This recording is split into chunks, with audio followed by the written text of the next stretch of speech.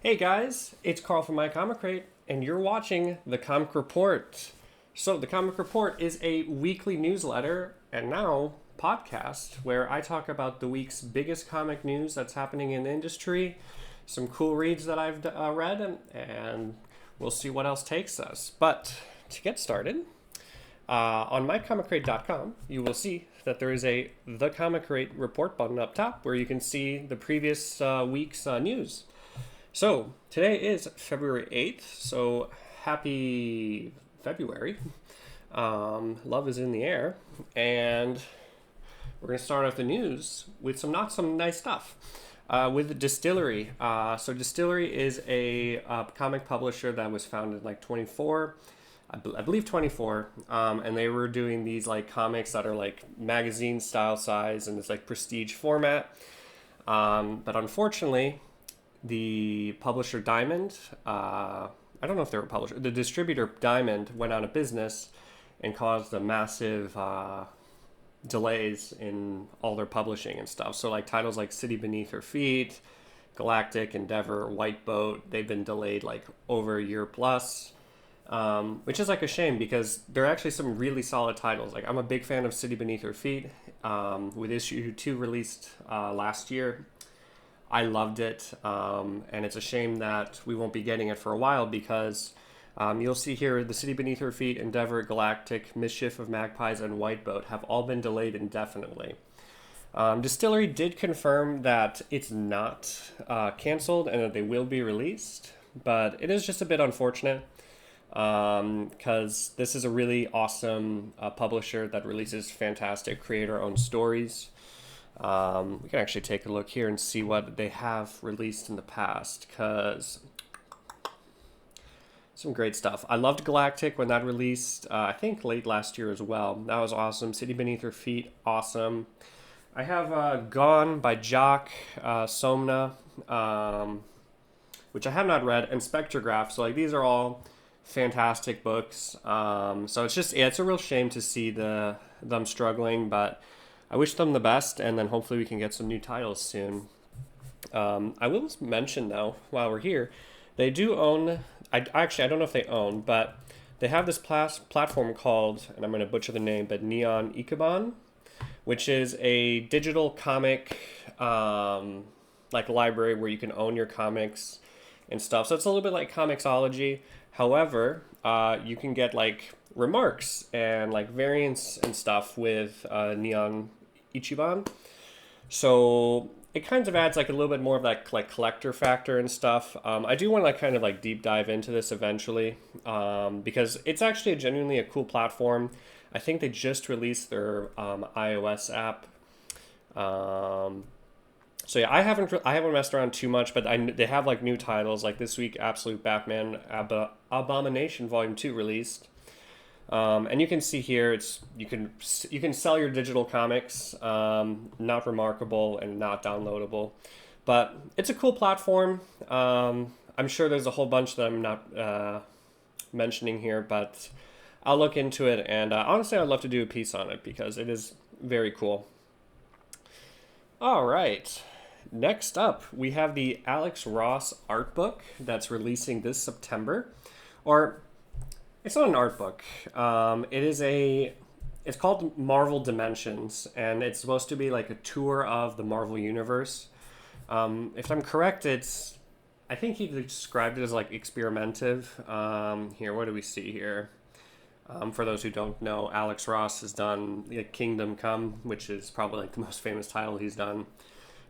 Beautiful artwork in that. But let's see here. It's a 112-page graphic novel that will be released in September.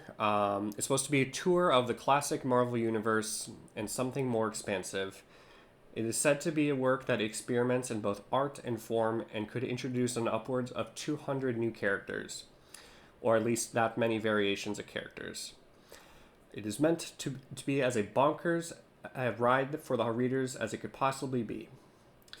I'm not going to go continue reading all this, but if it's Alex Ross, you can sign me up. I'm really excited to to see what this is. I wish we had a little bit more details, or even a full release date, but September, and for $29.99, it'll be an easy pick for me when that releases this September.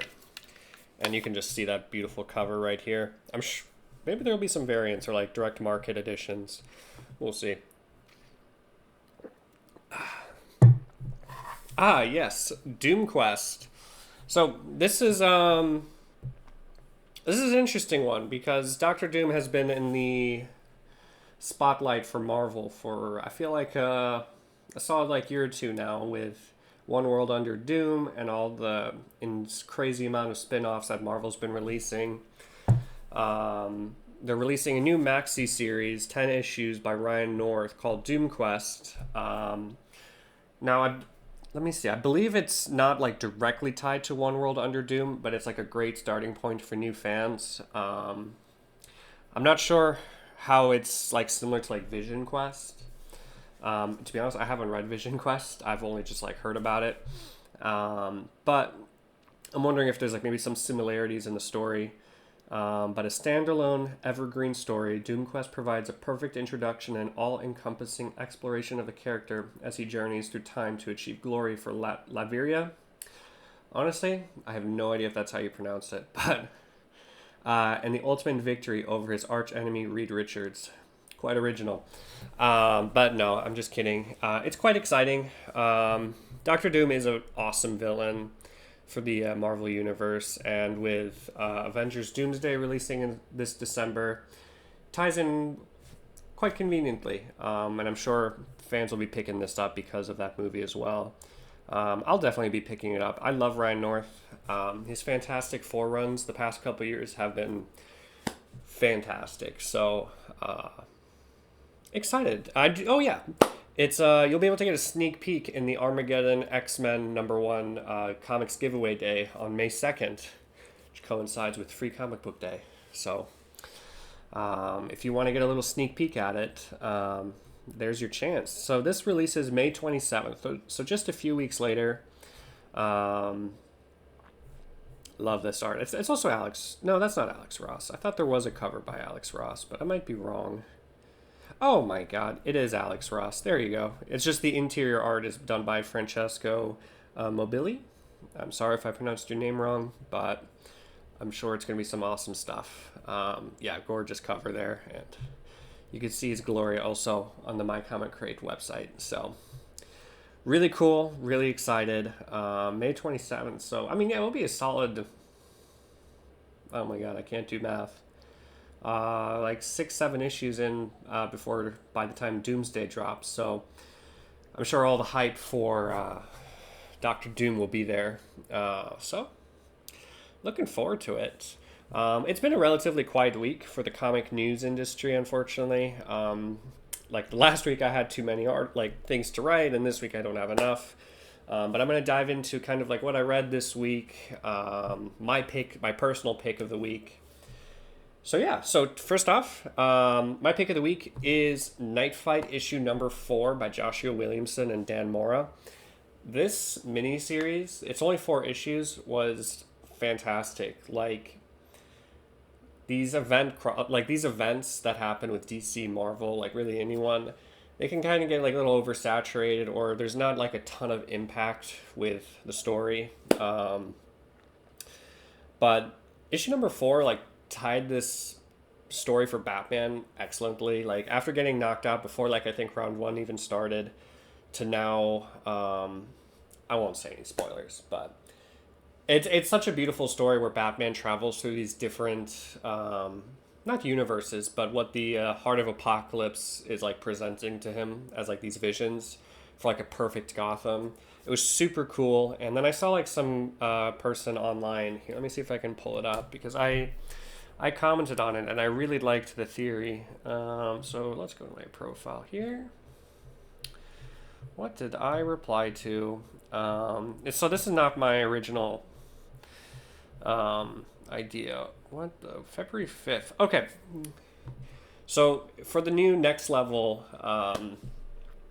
lineup of comics starting in March, which is crazy to think it's next month, there's supposed to be this new Shadow of the Bat series. Now, these details haven't, like, the artist, the writer, I don't believe have been announced. There's honestly been really limited details, but this person, Chris Anton, said, okay, but what if the new Shadow of the Bat series is actually a spin-off of Night Fight that picks up on the worlds and Bat family they introduced? That's awesome. That could be really cool, because, like, the way that they presented the, like, Gotham specifically in these issues was super cool. Like, it was almost like a utopia, like, but it goes through the sacrifices that Damian Nightwing did with Batman being dead. It was a great read. I loved this issue so much. I'm curious to see how it'll read as a standalone story.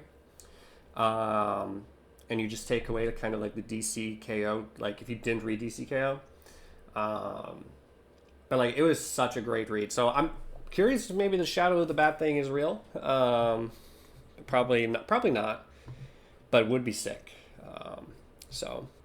And then this week I've also been reading Absolute Batman Volume 2 Abomination. So I have been reading the issues monthly and stuff, but I have the memory of a peanut, so I can't always remember exactly what's happening. So I've been rereading it, and oh my god, Scott Snyder and Nick Dragotta have been really cooking up some excellent stories. Like, I think, like, the story only gets better, which is like, yeah, it's so good. Like, this collects issues 7 through 12, I believe. And so we get Absolute Mr. Freeze, which, terrifying, like genuinely terrifying. I'll see if I can put some pictures of him here. And Absolute Bane, who, this is messed up, dude. It's so messed up, but so good. I believe we're gonna get. I haven't finished it so far, but I believe we get the introduction with Absolute Catwoman, and her own standalone, I think 6-issue series releases pretty soon, actually. So. If you haven't been reading Absolute Batman, like, go pick it up. You don't need to know a thing about the Batman lore. You can just start with Volume 1 and pick it up from there. I did get a cool order in this past week for the Absolute books. So for Free Comic Book Day, they're releasing some expensive hardcover editions of the Absolute titles Superman, Batman, and Wonder Woman. So yeah, I'll pull this up here. That's not it. Let's see. LegacyComics.com. This will work. Yeah, so it's going to come in these Jim Lee covers, variants. So this is Absolute Batman. This is the Absolute Superman one, and the Absolute Wonder Woman, which they look so good. So these, I think, released towards the end of May. I don't know why they're called Free Comic Book Day variants, because, I mean, I don't even think they release during that time. But it's cool. I placed the order, and you can still place the orders online. I believe the FOC date went by, but if you are interested, they should still be available to order, and it's going to come in a nice, like, dust jacket. So I'm excited. It's not like I have enough books or own every single issue, so just adding another hardcover to take up more space of my rapidly shrinking office. I think League of Comics said my comic collection grew like 25-30% just in the past year alone, which is like a scary fact because I've been collecting for like 10 years now. So it's not slowing down, but I'm happy for the industry because comics are awesome. So, other things that have happened this past week. The Sketched podcast had an interview with Chip Darsky, which is really cool, talking about Marvel Armageddon, and just talking about kind of life and how he's enjoying Marvel. I don't believe he's like contracted like exclusively, but he's gonna be really focusing on that stuff. His Captain America run's awesome. It was a good podcast. It's in my, if you go into the comic report for this week, you'll see the link at the bottom. Definitely recommend checking it out. Next week, or I don't know what you count as next week, but this week, February 11th, there's going to be this new series called Sirens, Love Hurts. I believe it's kind of like a romance action title. You know, it's funny. There was an interview this week, and I completely forgot. But Tinny Howard and Babs Tarr talked for like 2-3 minutes about it. I'm excited. I ordered issue number 1. We'll see how it is. And then this week on League of Comics, Eve L. Ewing did an AMA. I'm honestly guilty that I have not had the chance to go through it, but her work on Exceptional X-Men, I loved. I really, really liked Exceptional X-Men, with it taking place in Chicago, and I'm from Chicago. So I'm curious to see what other books she's done. Eve L. Ewing. Let's see, what have you done? Oh, she's part of the X-Men United, number 1, releasing in March. March 11th. I'm so excited for that. I got that one and ordered, got a cool variant. She's done Ironheart, some Black Panther. So awesome writer. Check out the AMA. I will be probably later today once life chills down a little bit, but very cool. And then to wrap this up, we can go through the final order cutoffs. So for those who are not aware, every Monday is called Final Order Cutoff, where this is the deadline for comic shops to submit their orders in, so that way you can get your books.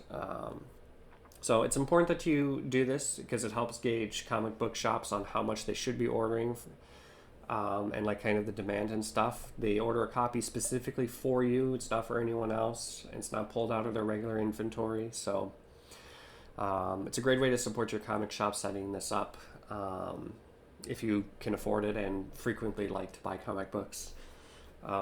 So what is final order cutoff? It will be the 9th. So the way League of Comics does it's a little interesting, where it's not the actual FOC date. They put it for the week of the 11th, which is interesting because that's Wednesday. Or maybe it's just, I don't know. But honestly, I'm just going to open some links, look at the covers, geek out about it, and if I have any input, I'll share it. All right, excuse me. So, Absolute Superman 17. I'm excited. This is a really cool cover, with Absolute Hawkman. I unfortunately have not been up to date on this series for a hot minute. I did read Absolute Evil. I thought that was awesome. I know he didn't do it, but I know... actually, did Jason Aaron do Absolute Evil? I don't know. I don't even know. But I know that was the introduction of Absolute Hawkman, which was super cool. I do want to catch up on this series. I really need to. Because there's some exciting stuff. Absolute Green Lantern. That's a interesting cover. So I stopped picking this up after issue 6. I'm just going to wait for the trades to release. It was a good series. I buy too many books. So when is this released? The hardcovers. June 9th. But okay, so this is the cover. Pretty sick, to be honest. I wish I had some context or something with more meaningful commentary besides pretty colors and art, but exciting. DCKO 5. Nice. So, DCKO, if you couldn't tell, I really like it. This is an interesting cover. So it's Darkseid here holding up some big-ass dome with Daily Planet and then some corpses on the bottom. This is cool. Is this... who's did the cover art on this? Javier Fernandez. Okay. Great stuff. I think 4 releases this upcoming week. February 11th, yes. Oh, okay, so we're going to get a different kind of cover. Unless this is like kind of a placeholder, but I really doubt that. Okay, interesting that it's not matching the same covers as the first 4, but this wraps up DCKO, which is just wild to think. It's in under a month. Time flies by. But when is this hardcover? August? Damn, that's a long time. But hell yeah, definitely recommend. If you can honestly pick up all the DCKO issues, they're pretty damn fun. Especially for a DC event, like, definitely will be a good read. Amazing Spider-Man 25. This is very cool. I honestly have not picked up an ASM book in years. No beef. I just didn't click with it. But ASM is always a popular series. I always pick up like some cool variants and stuff. But that's cool. Ultimate Endgame number 3. I haven't even read issue 1, but I'm excited. Batgirl 17, Poison Ivy 42, Batman Green Arrow The Question Arcadia number 3. I like number 1. I haven't had the chance to read 2. Honestly, I might just wait for the trade for that, but very cool. Mortal Thor, JSA, Black Cat. I like the Black Cat series. I've been seeing people online saying that it's supposedly ending at issue number 10. I hope that's not the case. I think it was a really fun series. I had a great time reading each issue. Let's see here. Okay, it looks like we don't even go up to 10. We're going to 9. But definitely like it. Let's see what else we got. Radiant Black 40. I do want to read Radiant Black. Magic and Colossus, Venom 255, Nice House by the Sea. This is the one Vertigo book that I have not read. Well, there's a lot of Vertigo books I have not read. This is one of the books that I'm upset that I still haven't caught up yet. But we'll get there. Batman Static Beyond 4, Walking Dead Deluxe 132, Doctor Strange 4, Logan Black, White, and Blood number 3, TMNT Shredder 6, The Sacrificers 19. That's a cool cover. I don't know anything about the context of it, but cool. All right, I'm just going to skip around a little bit. But Marvel Team Up Facsimile Edition number 14. So this is the first meeting of Invincible and Spider-Man. Honestly, I've never even read this, and I have all the volumes of Invincible. I'm also really excited for all the new Invincible stuff releasing next month with the variants that they're dropping, which I talked about in last week's issue of the Comic Report. Hell yeah. Okay, let me make sure we're still recording here. Yeah. Okay, cool. Imperial Guardians number 1. Okay, so this is a brand new series. Let's take a look at this here. Dan Abnett, Marcello Ferreira. Sorry if I butchered your name. Damn. That's pretty damn sick. This is not your regular Guardians of the Galaxy. Gamora, Captain Marvel, Amadeus Cho, Darkhawk, and Cosmic Ghost Rider. 5 unlikely operatives recruited by the Maximus of Inhumans. Pretty cool. So this is your jam. Definitely added. This is a sick cover. The Ivan Talavera Cosmic Ghost Rider variant. That is super cool. All right. Let's see. We have any like number 1s, kind of key issues that are releasing. Spider-Man Meals to Astonish number 1. Thank God there's no nudity. Otherwise, I was going to have to learn how to do editing to censor that stuff out. And I suck at video editing. Okay, some free comic book day stuff. So it looks like we're getting ready for that. Disney Villains Gaston. Is that how you pronounce it in English? I don't know. I just know it the French way, Gaston. Maybe it is. Never seen it. Don't even know what movie he's from. But it's not The Little Mermaid. I don't know. If you want your 10th printing of Transformers number 2, now's your chance.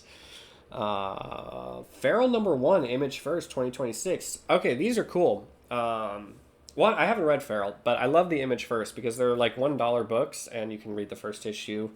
They did that for like Saga, I know. Do want to read Feral. That's one of the books that I really want to dive into. Love cats. Alright, what else do we got here? Iron Man number 1. Second print. I was like, wait a minute. We just had an Iron Man number 1. Alright. Well, definitely got a whole bunch of books. So if something catched your eye, tell your comic shop. Go get it. definitely a lot of exciting stuff. So some comic shops you can do it through their website. Some you have to go in person. You might be able to call them. But like I said earlier, it's a great way to support your comic shop during these difficult times of the economy. But I guess we'll do one more thing about what I read this week and kind of my thoughts. This is not what I read this week. This is the upcoming week. Haven't read Absolute Batman, Superman for a while, so I'll have to dive into that. But Batman number 6. So this concluded the first arc of the new Batman run by Matt Fraction. Really solid. Love it. This issue is maybe my least favorite of the ones released, but it's not bad by any means. I see some people online arguing that Batman acted a little out of hand, and I just think it makes him a flawed character. If you haven't read it, definitely check it out, or just wait for the collected edition to release. I do love the new Fraction run. The way that he showcases like the tools and stuff is just really neat. DCKO Boss Battle number 1. I read this last night. This was an interesting one because online it is pretty atrociously reviewed. Yeah, 3.2. I guess it's not atrocious, but it's like this crossover with characters from other properties. Annabelle, Red Sonja, Homelander, and there's a whole bunch of more. Vampirella, the icy dude from Mortal Kombat that probably piss off a lot of people. I don't know their name. Sub-Zero, the guy from Fortnite. But so I read this last night, and honestly, it wasn't.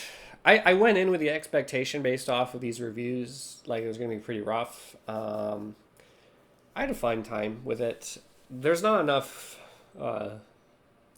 time to really explore all these different battles and stuff. Like, at most you're getting like 1 page, maybe 2 pages of them actually fighting it out, which is a little disappointing. But it's like, what do you expect from kind of these properties where the characters, I'm assuming like no one wants to make these like these other properties lose. And I don't know. It was an interesting read. I didn't think it was horrendous, as some people are saying online. I think Jeremy Adams did pretty solid.